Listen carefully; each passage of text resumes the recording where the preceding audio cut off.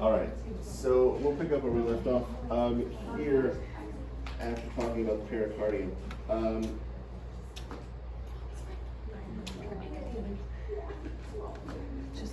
all right, so cardiac muscle is arranged in such a way that when it contracts, blood moves appropriately.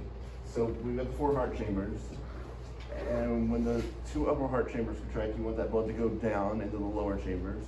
And when the lower chambers contract, you want that blood to go up and out the aorta and out the pulmonary trunk. You can see that arrangement of these cardiac muscle fibers there.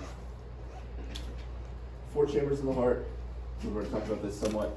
Two atria, two ventricles. Both are separated by a septum. The atria are receiving chambers. Those auricles that we looked at on the outside of the heart increase the volume of the atria. The ventricles, the lower chambers, those are discharging chambers. So let's look. The atria, inside the atria, you have those really fine pectinate muscles.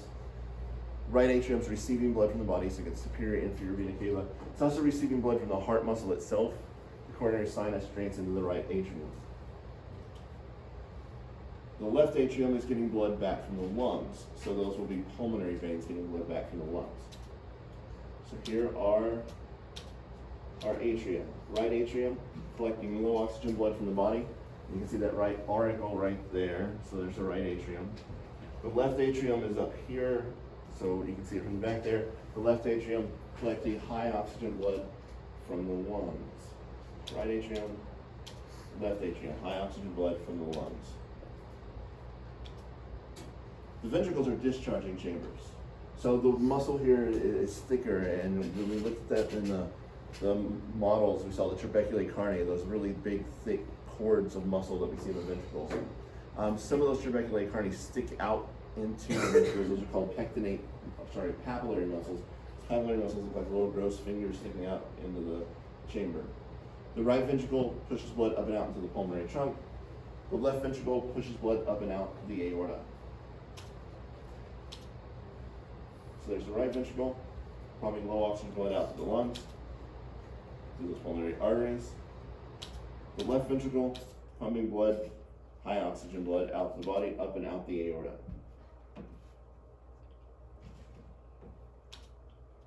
When we look at the right and left ventricle in cross-section, you'll see some significant structure differences here. The left ventricle has a much bigger job to do, right? The left ventricle is pumping blood out to the body.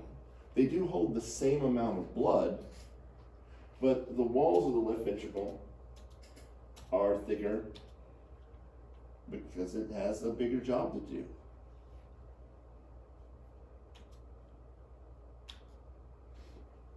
Pulmonary circuit, systemic circuit, to and from the body, to and from the lungs. So pulmonary, to and from the lungs.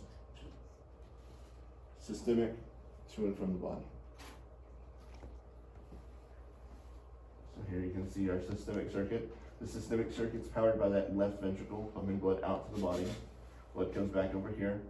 The pulmonary circuit is powered by that right ventricle pumping blood out to the lungs, back on the left side. So we have these two circuits that overlap there. Systemic circuit, blood between the heart and the body. Pulmonary circuit, blood between the heart and the lungs. The pathway of blood through the heart is something that's very important. And thus far we've talked about this a lot, and we'll continue to do so. So here's our pathway of blood through the heart, including the valves. So from the right atrium, blood's coming back. This is low oxygen blood. It's coming back into the body, from the body, right atrium. So low oxygen blood here. It's going to drop through that tricuspid valve into the right ventricle. Right ventricle is going to pump it up and out the pulmonary semilunar valve, the pulmonary trunk, pulmonary arteries out to the lungs. And in the lungs, this is where we're going to pick up that oxygen.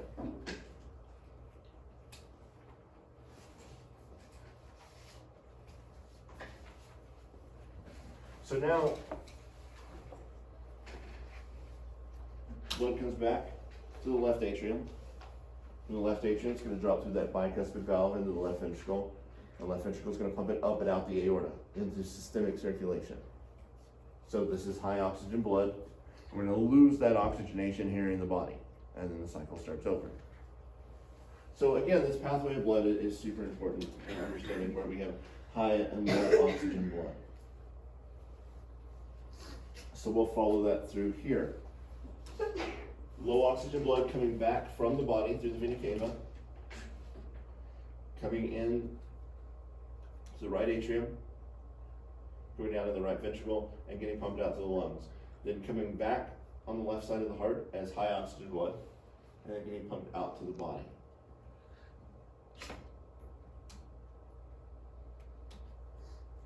Right side, low oxygen, left side, high oxygen.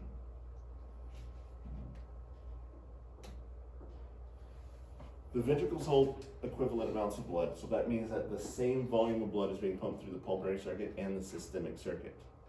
The difference is the pulmonary circuit is very short, so there's not a lot of pressure there, and there's just not a lot of pressure necessary because you're not encountering so much peripheral resistance. Remember that one thing that increases the resistance on the blood vessels is total length of the blood vessel. Well, those pulmonary vessels, the heart, it's like 1.5 inches over to the lungs. So there's not a lot of resistance and there's not a lot of pressure. The systemic circuit, because it's so very long, there's a lot of resistance and considerably more pressure. The ventricular difference there, the reason that left ventricle wall is so much thicker than the right ventricle wall is because of that resistance. Because it has to overcome that peripheral resistance that the right ventricle does not. So there's another cross section of the heart, and you can see the wall of the right ventricle versus the wall of the left ventricle. In addition to pumping blood out to the body, the heart's also pumping blood to itself. And last time we looked at those coronary vessels on the heart. Now, one thing to keep in mind is that as we look at those heart models, what you see there is sort of a generalized representation of what coronary blood vessels look like. Because circulation to the heart varies differently from person to person. There's actually different patterns of coronary vessels that appear, and then there's variances on that. The vessels anastomose quite frequently, which means that you have collateral channels. That's a good thing for us, especially on the arterial side, because that means that there's multiple ways to get oxygen blood to the heart. Remember that cardiac muscle is different than skeletal muscle in that it doesn't have the ability to use any sort of anaerobic metabolism. That means that it requires oxygen, like a constant supply of oxygen. And any disruption in that is going to cause lots of issues. So it's important that the circulation, this high oxygen blood, continues to circulate to the heart and that we don't interrupt that in any way. So these collateral channels, the anastomoses are super important. Typically, we'll see a right and left coronary artery and then branches off those. As we looked at those, we saw like left marginal or left circumflex and right marginal. There are often branches off of that, and they're not always the same sort of layout. The veins are a little bit more predictable. The veins, we have those cardiac veins, one in the front, one in the back, kind of one on the side. Let's look at the coronary arteries first. So the aorta gives rise to the left coronary artery. You can't see it because it's under that pulmonary trunk. So that coronary artery goes under the pulmonary trunk and comes out over here on the left side. The left coronary artery branches into an anterior interventricular artery right there in the front, and into a circumflex artery that makes a circle around here over to the back underneath that coronary sinus.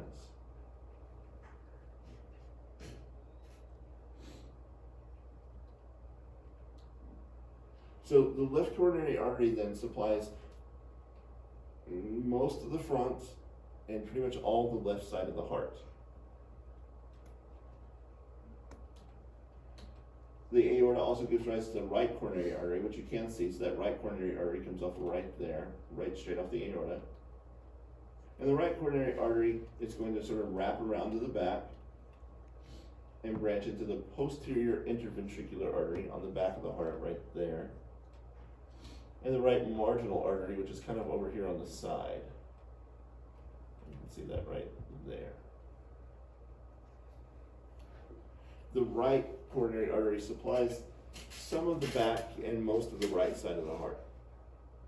The thing is that the left coronary artery typically supplies about 75% of the heart's blood supply.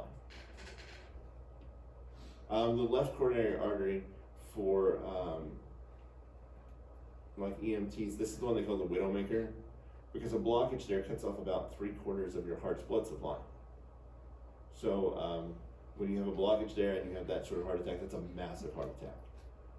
And it's going to damage a considerable portion of the heart, especially on the left side. Which is more concerning because the left side of the heart is pumping blood out to your body, so also out to your brain, and to the heart muscle itself.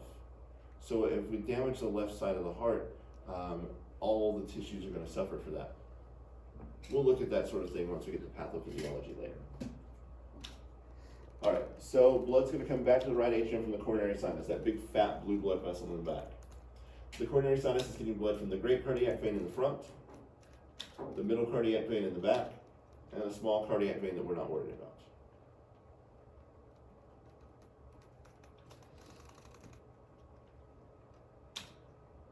All right, so now let's open it up.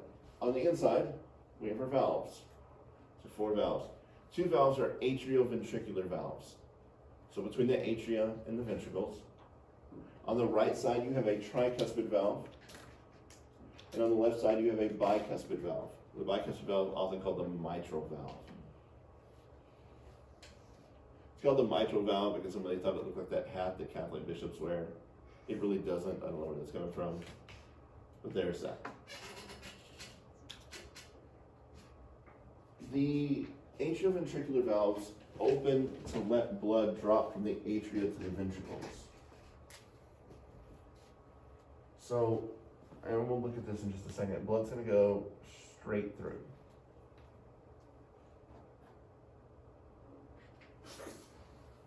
And then it's going to start to accumulate down here in those ventricles. Notice that the edge of those valves is tied down by those little strings right there. Those are chordae tendineae, and we looked at those in lab as well.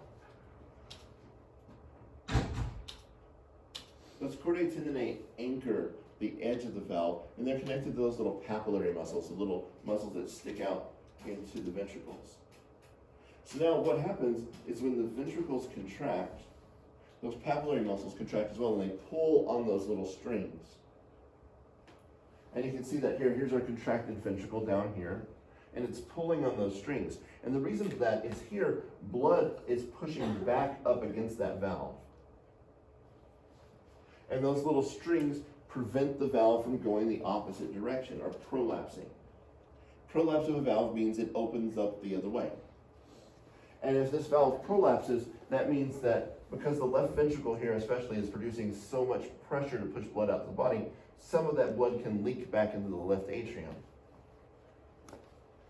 Is that severely a problem? I mean, it might be minor. Your heart's going to have to work harder. The bigger issue here is that if that valve is bending back and forth and back and forth and back and forth, instead of just as it should, opening and shutting, if it opens up the other way, we risk breaking it. And if a chunk of it falls off, it's immediately in systemic circulation as an embolus. And now you have a free-floating solid body in your bloodstream, and it's going to get sucked around and it's going to end up in another tissue. Maybe your brain, maybe back at the heart. Either way, it's going to cause massive issues and maybe your immediate death. So we worry about that. The left side here is typically where we see that. It's a mitral valve prolapse. You'll hear that term. A mitral valve prolapse is when that valve opens the opposite way. And sometimes that's something that has to be repaired, and sometimes that's something that you just have to monitor and make sure that it's not getting worse. Different connective tissue disorders are more prone to mitral valve prolapse, like Marfan syndrome. Patients with Marfan syndrome tend to have a mitral valve prolapse as well.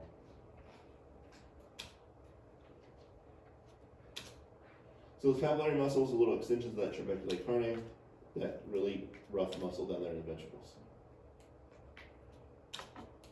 All right, so those are the atrioventricular valves. We also have two semilunar valves. So semilunar, like half moon, it still doesn't look like that. The semilunar valves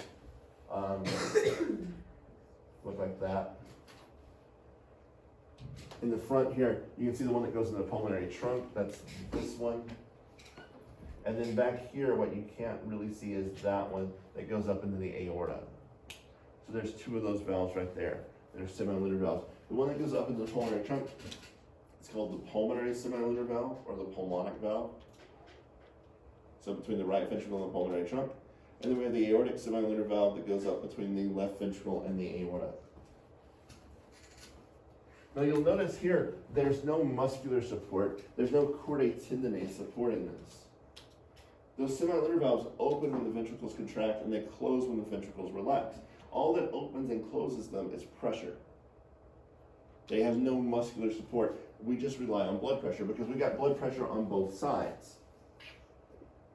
There's pressure out here in the major vessels pushing this way, and then when the heart contracts, it's pushing that way.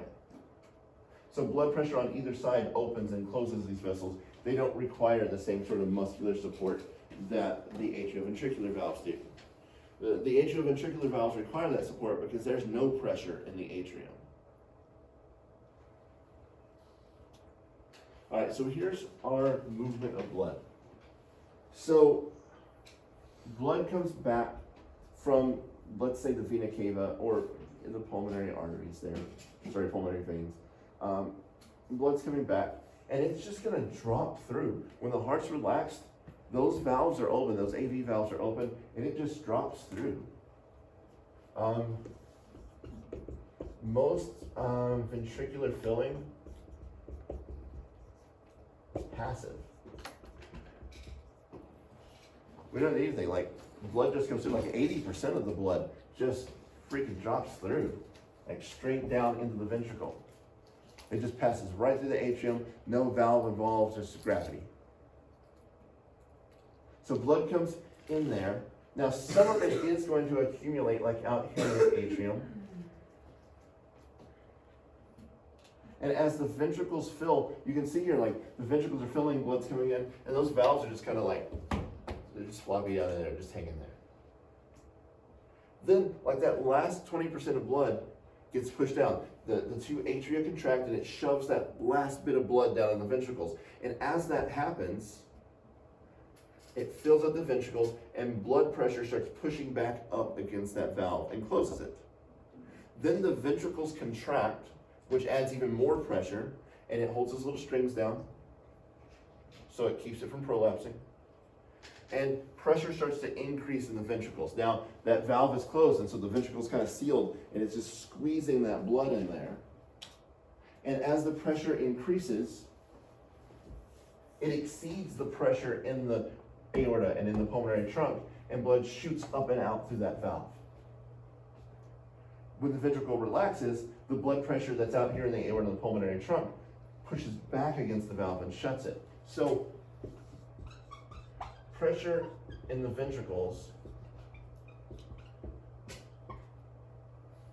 closes the atrioventricular valves. That's your bicuspid and tricuspid. But it opens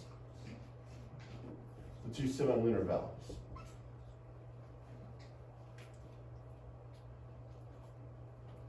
Now, this pressure here, the pressure that's closing that valve here, that's systemic blood pressure. This is your diastolic pressure right here. The heart's relaxed. That's the pressure that's still out here in the major blood vessels, even though the heart's relaxed.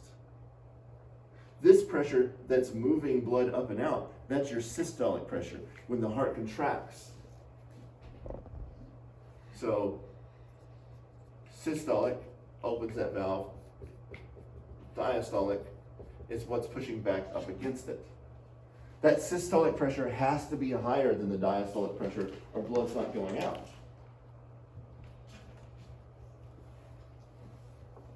More on this idea and those pressures probably next time.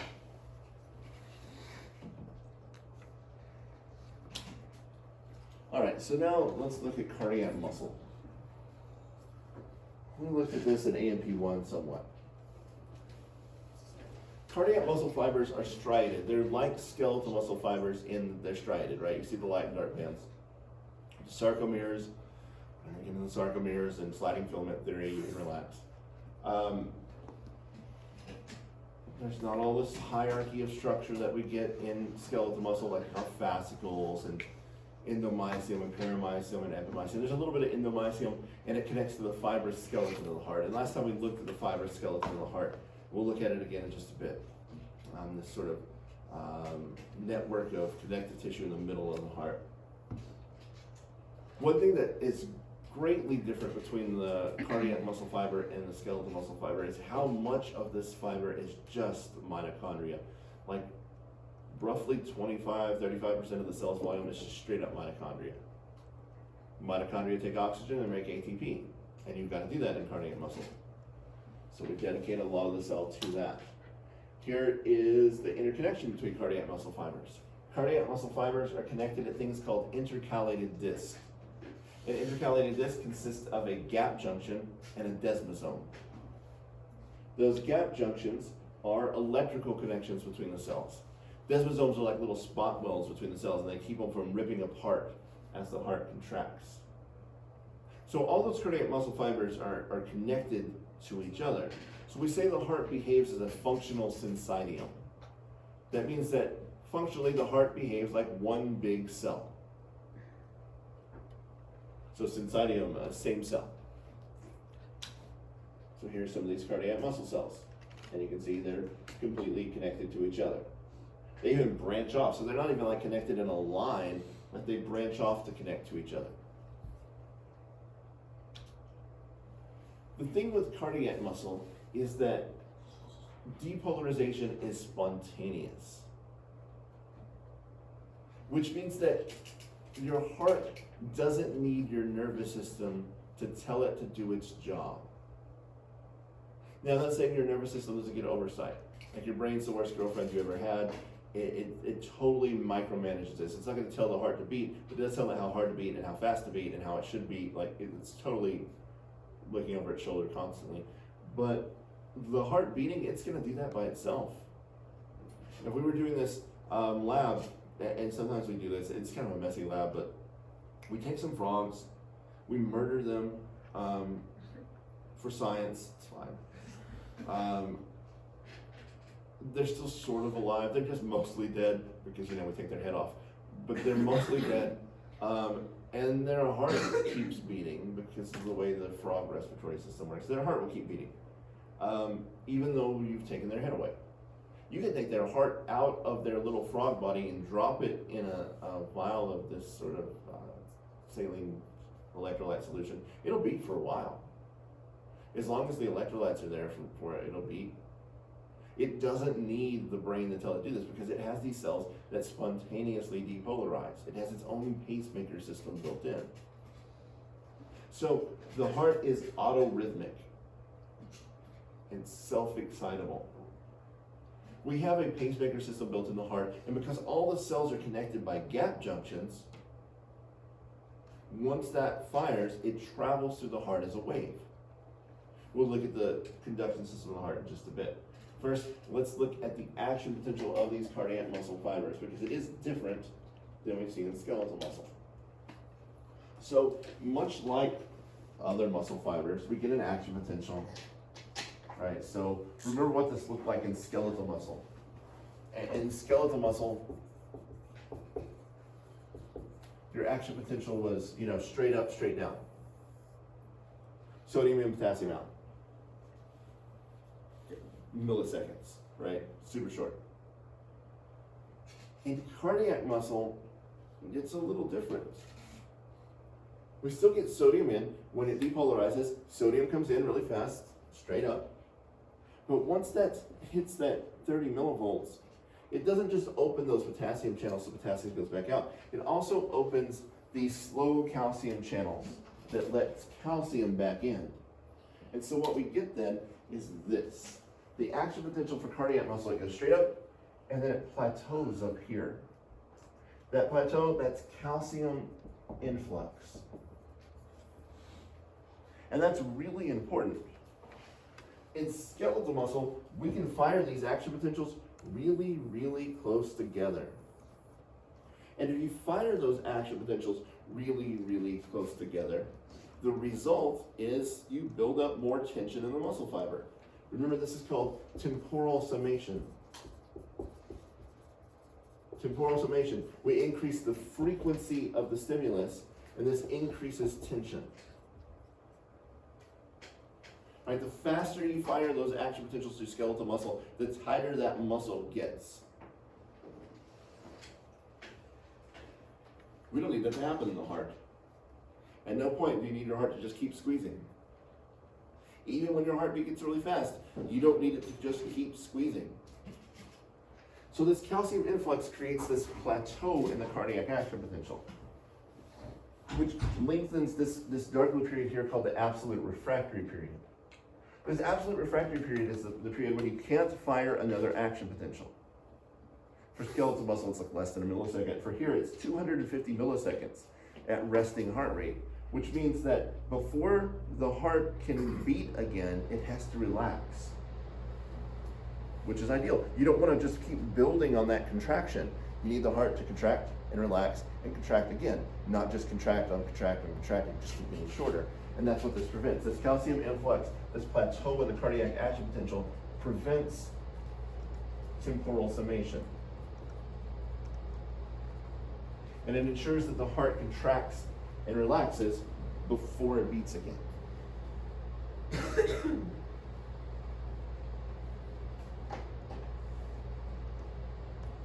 Now, the mechanism here is much the same as it is for skeletal muscle.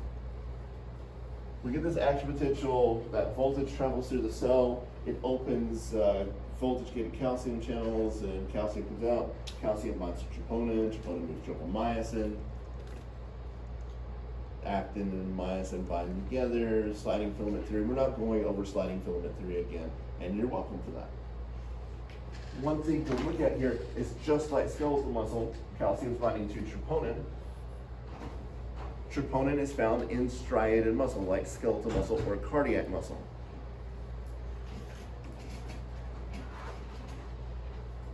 Troponin, you look for in a patient that you suspect is having or has just had a heart attack. Because if that muscle is damaged, whether it's skeletal muscle or cardiac muscle, you'll find elevated levels of troponin in the blood.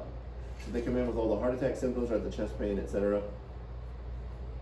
You're going to draw for troponin, and if those troponin levels are elevated, that's telling you that they've damaged probably cardiac muscle. That's one of your things that you're looking for in someone that you suspect that. If they don't have those higher troponin levels, we start to look at other things that would cause the same sort of symptoms. Now, like I said, cardiac action potential, this conduction, the heartbeat is autorhythmic. It's generated from within the heart. And that's because the heart has its own little intrinsic conduction system. Now, these are non-contractile cells. They're not muscle cells. And they are the pacemaker system for the heart. The thing is that we can't see it unless we use a microscope. So the reason that we don't go over like the intrinsic conduction system in terms of anatomy is I can't show it to you if I was dissecting a dead guy. Like I can't cut open your heart and show you where it is. We'd have to take little tissue slides and then be like, oh, well, yeah, there you can see the cells. And we're not doing that. So we're not worried about where this is in terms of your anatomy, but you do need to know what's going on here. Now, these autorhythmic cells have what's called an unstable resting potential. Remember what your action potential is, right? And what's going on here to create potential. So we've got whatever number down here, our resting membrane potential. That resting membrane potential is generated by the sodium-potassium ATPase pump that's in all your cells. You're pumping 3 sodium out, 2 potassium in. Sorry. Yes. That's right. That potassium is leaking right back out. So the inside of the cell is more negative than the outside of the cell. Well, the these cells don't full on have that resting thing because they leak. They have channels for sodium, and sodium's always coming back in. So instead of getting this resting membrane potential that's there until something triggers it, something's always triggering it because sodium's always coming back in. The threshold's a little different, and instead of reaching the threshold and opening these fast sodium channels like you would in every other cell, you reach the threshold and you open calcium channels. Calcium's got 2 positive charges, so it doesn't nearly, it's not as much calcium that has to move in. You have to move in all those positive charges because you have those 2 positive charges. It's really fast influx, and then it stops. It looks like this. So notice there's never a flat line here. Like it's always coming back up because it leaks sodium. And that sodium's always leaking in. So depolarizes or repolarizes, already depolarizing again. And because these cells are connected to the muscle cells by those gap junctions, when they fire, it causes the muscle cells around them to contract. And that spreads as a wave through the heart. So let's look at the parts here in the order of how this works. So the first part is at the top of the right atrium. It's called the sinoatrial node, or the SA node.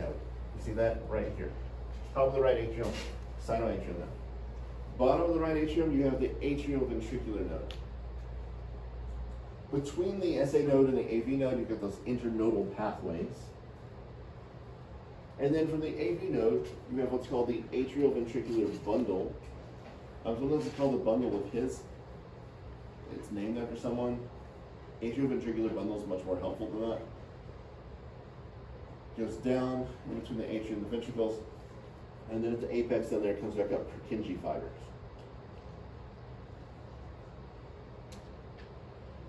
The sinoatrial node is the pacemaker for your heart. This is what generates normal rhythm. What a normal rhythm we call a sinus rhythm. So the sinoatrial node generates that sinus rhythm. By itself, the SA node depolarizes about 75 times a minute. This is the fastest of the system. So there's cells in the SA node, pacemaker cells. They fire. Gap junctions. So now that impulse travels from the base of the heart up there through those internodal fibers. Those internodal fibers are like in the muscle, like they're embedded in the muscle. And so they travel through those internodal fibers and they collect back together at the AV node at the bottom. Now behind that, so that's an electrical impulse, behind that impulse, the atria are going to contract.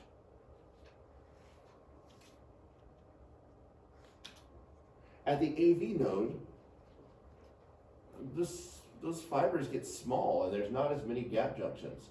So what happens at the AV node is it stops for about 1/10 of a second.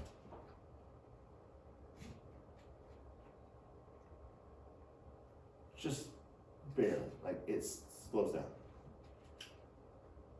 By itself, the AV node will still fire. Like if we took the SA node out, the AV node would still just depolarize on its own, but only about 50 times a minute. We'll look at that in just a bit, what it looks like on the EKG. So the atria contract behind that impulse. It collects back there at the AV node where it stalls for just a second. That stall, that 1/10 of a second stall, is important because that gives time for the atria to contract and blood to move down. If that didn't delay, the action potential is so fast that if we didn't have that delay at the AV node, the heart would just be like squeezing a sponge. We don't have that.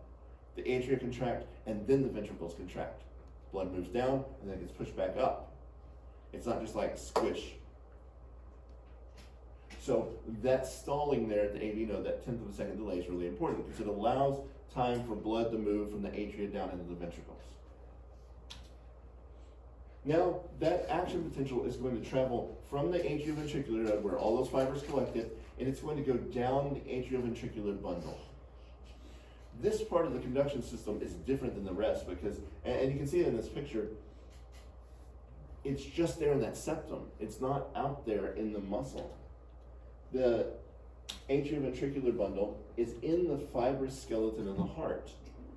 This is the only connection between the atria and the ventricles, and it's encased in the fibrous skeleton of the heart.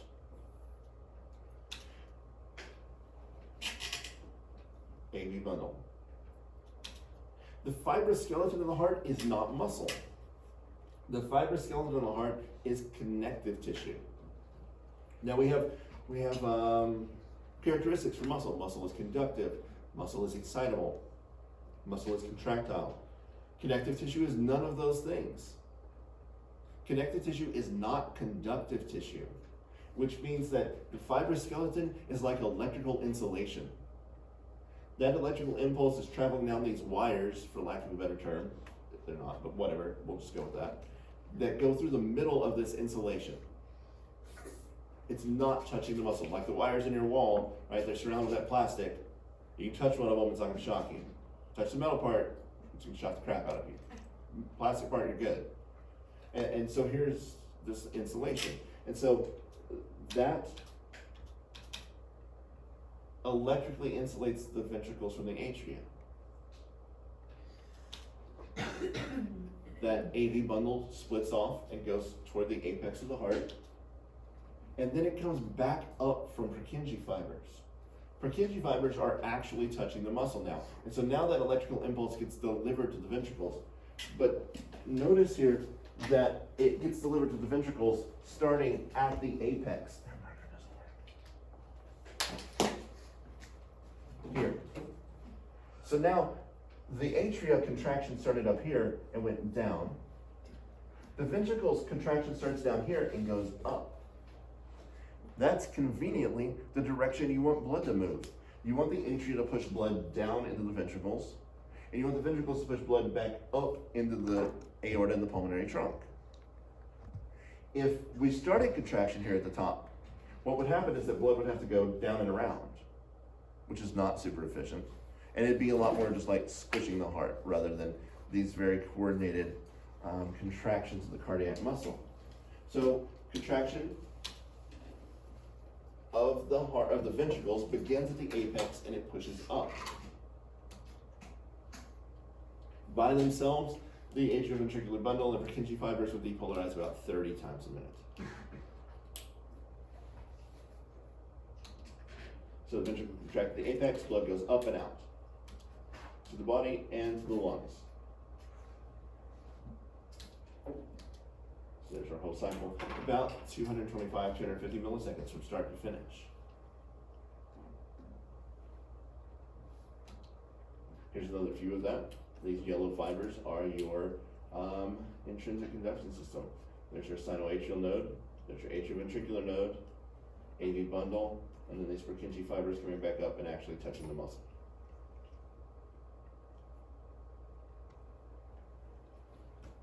Like I said, your brain does micromanage this. The autonomic nervous system controls both the force of the heart rate, or the heartbeat, and the heart rate itself. In the medulla, we have the cardioacceleratory center that raises your heart rate. That's a sympathetic response. Sympathetic nervous system. So your neurotransmitter here will be norepinephrine. Makes the heart beat harder, makes the heart beat faster. Cardioinhibitory centers are what's normally running the show through the vagus nerve. Your neurotransmitter there is acetylcholine.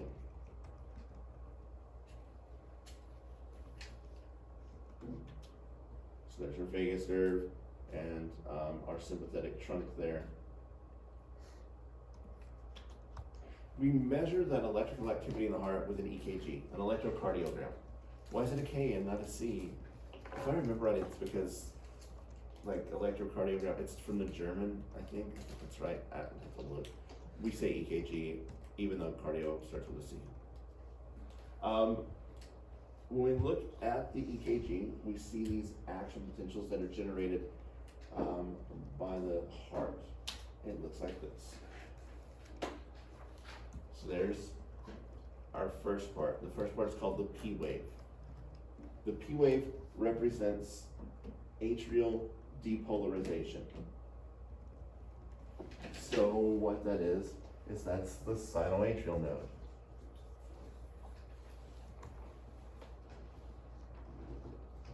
right here, you see this little flat line right there? That's your delay at the AV node. And then you get ventricular depolarization. So that's down that AV bundle, Purkinje fibers, the ventricles contracting. And then here's ventricular repolarization at the end as it resets. So let's walk through it step by step. All right, so the first one is atrial depolarization. It's initiated by the sinoatrial node. That's what causes that P wave. When that atrial depolarization is complete, you have that delay at the AV node. Then ventricular depolarization starts at the apex. We get this QRS complex. Atrial repolarization is happening in the background. You can't see it. After that's done, it sort of flattens out there for a second, and then it repolarizes, which causes the T wave.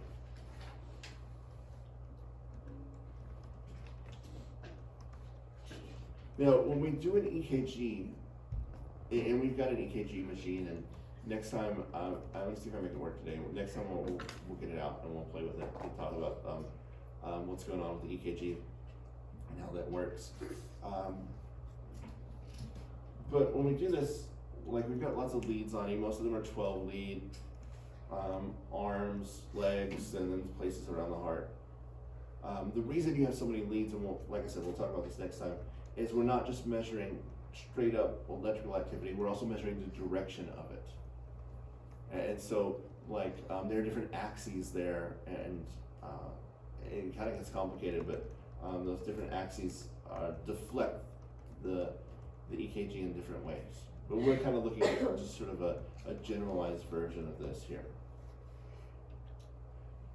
Normal rhythm is a sinus rhythm, so we see all the parts.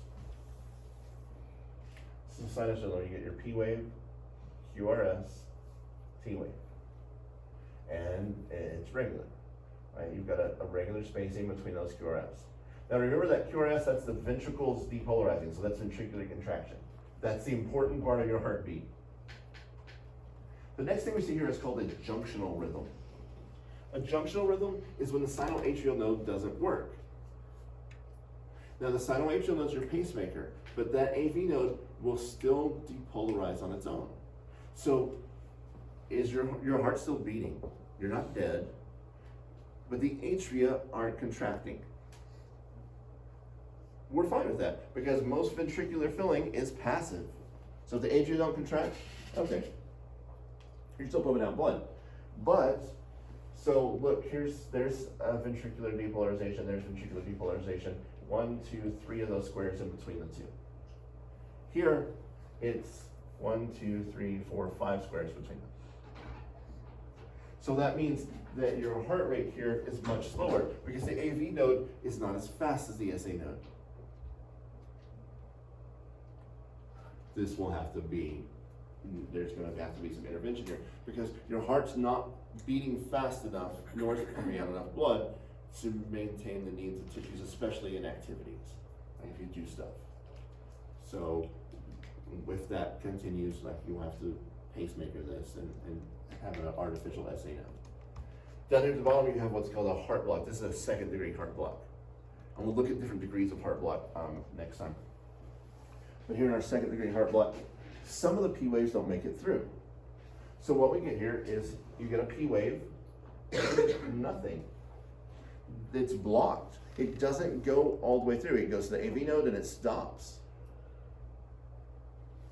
Then you get another P wave, there's your QRS, and T wave, P wave, nothing. So literally what's happening here is your heart's skipping a beat. The atria contract, the ventricles don't. The atria contract, now the ventricles contract. And every other beat it's missing. So now, again, remember this QRS, this is ventricular depolarization. So that's the important part of the heartbeat, the ventricles pushing blood up and out. And if you look at your gap between that QRS and this one, it's like 1, 2, 3, 4, 5, 6, 7. Like it's a lot longer space between actual heartbeats there. So again, your heart's not keeping up with the demands of the tissues. The last thing we see here is ventricular fibrillation. Fibrillation means uncoordinated contraction of the muscle. The electrical impulse is not coordinated in the least. We have two types of fibrillation. We have atrial defibrillation, atrial fibrillation, and ventricular fibrillation. Atrial fibrillation is when the atria fibrillate. If we see AFib, remember your P wave here, that's atrial depolarization. So in atrial fibrillation, what you get is P wave, QRST, P wave, QRST. It's just a wavy line. Instead of like that nice little P wave, it's just sporadic. Your heart's still beating. AFib happens, some people more often than others. It can become extremely problematic because it means your atria aren't doing their job right. So this may have to be corrected for, and it may be transient. It may be something that goes away, and it may be able to be treated with medication. When I was in grad school, I did a review of some papers that were on using a particular spider venom from a tarantula to treat AFib. I don't know if that ever went anywhere, but it was super cool at the time. VFib, different thing. Like VFib's down there at the bottom, and you see it's just crazy. And ventricular fibrillation, the heart looks like jello. It's just shaking. It's not really pumping blood out. There's no real good heart rate we can get from that. Your heart's not beating. It's just shaking. This is what we would see in an acute heart attack, like you're having a heart attack right now, or if you've just been electrocuted. So, if you're not aware of this, down the hall, there's a little machine. It's an automatic external defibrillator. You're like, I don't know how to use that. The only way you can screw that machine up is not to use it. Like, if you're like, I don't know, I'm not gonna use it. There is a comic inside, like a cartoon that shows you how to use it. And the machine tells you how to use it. It talks to you. It's like, hey, no, move it. Okay, thanks, have a great day. Smiley face. You slap those pads on somebody. So you got somebody, right, they're not breathing, you're doing CPR. Somebody else should go get the automatic external defibrillator. You should keep doing CPR. Somebody else goes and gets the AD. You slap the thing on, and you stop for a second, and it does an analysis. If they're in VFib, you're gonna have to deliver a shock, and it will tell you you can't accidentally shock someone with it. That's the first question I ask. I'm like, could I accidentally shock someone with this / on purpose? Like Die Hard. And I'm like, he's like, no. And I was like, yeah, why am I even here? That was the only reason I came. So I was kind of bummed. It's not like the paddles. You can totally accidentally shock somebody with those paddles. But it's the same idea. So you slap it on there, and if it's necessary to shock them, it'll tell you it's like shock necessary, and then it will deliver that voltage. That's defibrillation. So defibrillation, what you do is you take a crap ton of voltage and you deliver it through the chest wall to the heart, and what happens to the heart, it's what will happen to any sort of striated muscle like that, it just contracts, right? And ideally, the ideal here is to sync it together so it all contracts, and then hopefully you can regenerate that sinus rhythm. You can put those pacemaker cells back online where they're coordinated together again. I will tell you, just sort of a public service announcement, for the future, if you use the automatic external defibrillator or someone's being defibrillated and you're not the person with those paddles, when they tell you to get your hands off of them, they freaking mean it. Because it will go through you too if you're still touching them. And it's going to hurt you, and you're going to wish you had listened when they said clear. It might cause you to have a heart attack, and it puts you in fibrillation, which they're going to ignore you until they deal with the problem in front of you. Or it might just make you wet your pants. So when I taught in med school, we had this need. I got there and they were all excited about something. I'm like, what happened? And they're like, they were defibrillating a patient, and the guy didn't move his hands, and he got shocked. And they were super excited. They're like, it was awesome. What happened? They're like, well, he wet his pants and it knocked him on the floor. And I was like, oh, I missed that actually.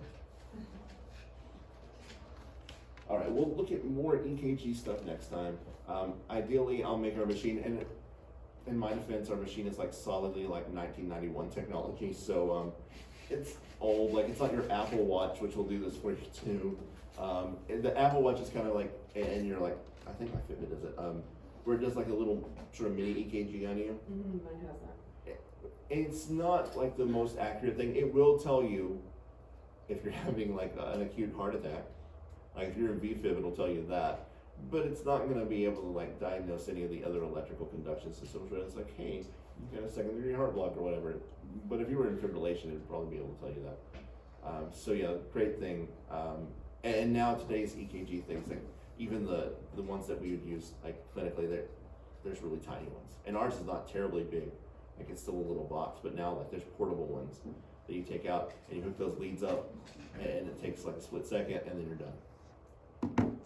So we'll look at that next time and we'll look at the difference between that.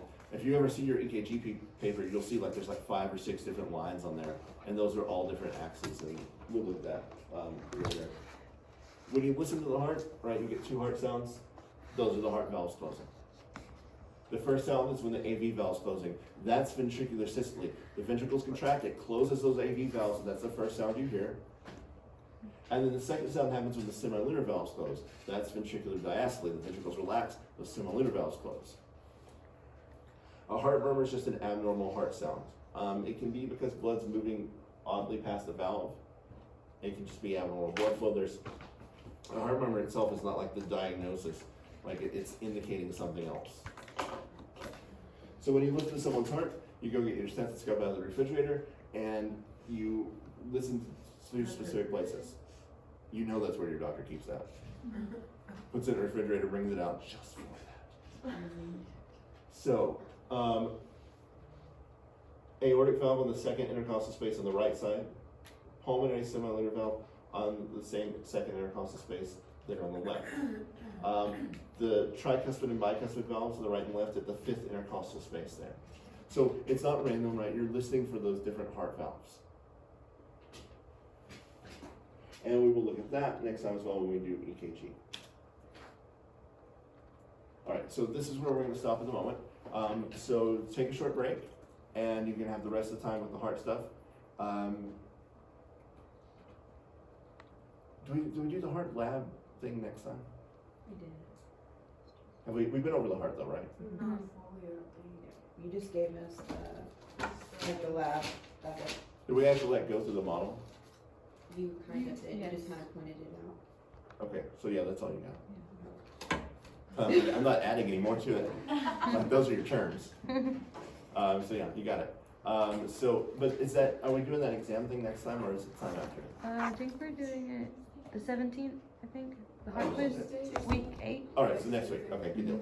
So take a break. You can have the rest of the time with the heart models and going over that. And you'll have some time next time as well, although we'll be messing with the EKG quite a bit.